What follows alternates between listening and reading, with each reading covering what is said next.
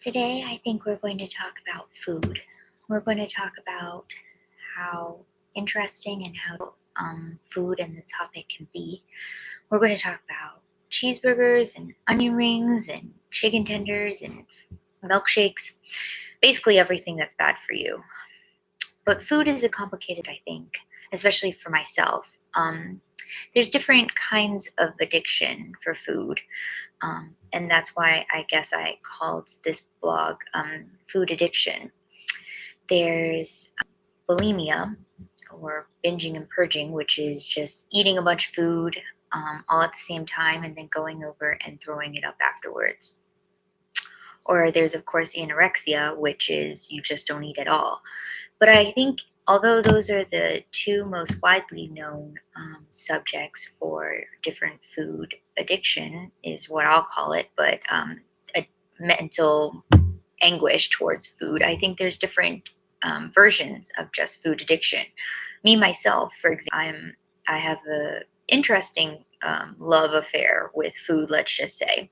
I don't look, I guess, on the outside that I have a food issue. I'm not super skinny like someone who doesn't eat at all, or I don't eat a whole bunch of food and stuff my face and then try and throw it up afterwards. I have done that actually in the past. I've done pretty much anything you can think of when it comes to food. I've eaten food and then tried to throw it up. I've not eaten food for days in a row. So I do actually understand the feeling of being hungry and starving, as people so generally put it. No, my addiction is more complicated because it's more quiet. It's psychological, if you will. I enjoy food, of course. Who doesn't enjoy fries or chicken tenders?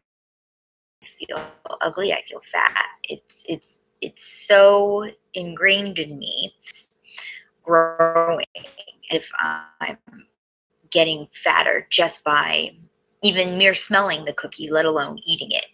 So even though I've enjoyed the cookie, for example, I can only eat a few bites of it before I feel completely sick and I feel disgusted with myself, if you want to know the truth. So it's can't continue to do that, I guess. I have convinced myself that I'm only able to eat a full meal once a day, and then maybe snacks throughout the rest of the day, which I know is not good for me either, but I can't seem to break that habit. People say that I shouldn't do that. I should not have to lose any more weight. I know that too, but psychologically, I've convinced myself of this magic number in the future of what I should lose weight to be, but I'm not really sure what that number is. So I guess so yeah, I snack, I guess, more probably often than I should, and which makes me even more hungry, which makes me want to eat more, which sucks. I don't know if I can say that word on YouTube, but there it is. And then recently I found out, because I have been suffering with migraines and headaches for a very that's the kind of food that you go to when you don't feel well. And I don't mean sick. I don't mean like chicken noodle sick. I mean don't feel well. The way I describe it is your soul doesn't feel well.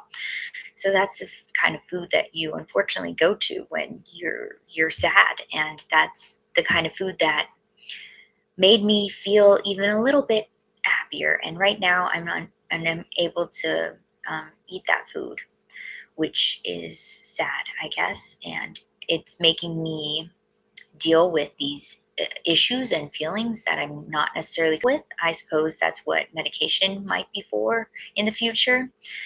But at this moment in time, it's almost like you've taken this person who struggles with eating and doesn't eat very much as it is, and then you've also that you have to watch even more what you're eating, because it's literally causing you pain, which of course I don't want to do. I'm not actually sure if that's what's causing my headaches or not, but I'm willing to give everything just a chance. But he said you're supposed to eat more meat, which of course I struggle with doing because I have to subconsciously tell myself to eat more protein all of the time. And well, I don't drink the soda, but so I've been struggling with doing all of that at this moment in time. But if it makes me feel better in the long run ahead, then that's worth it, I suppose. But unfortunately, I have to struggle, I suppose, with the feelings between, do I want my head to hurt right at this moment, or do I want to feel a little bit better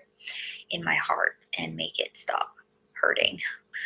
Which, is another struggle I have to deal with and talk about, I guess, in another time. The balance between whether or not I want physical pain or whether I want emotional pain. I'd really like none, if you want to know the truth, if there's a way to do either. But at the time, I'm really just trying to fix my head. And if I can fix my head, maybe I can make my heart hurt a little less.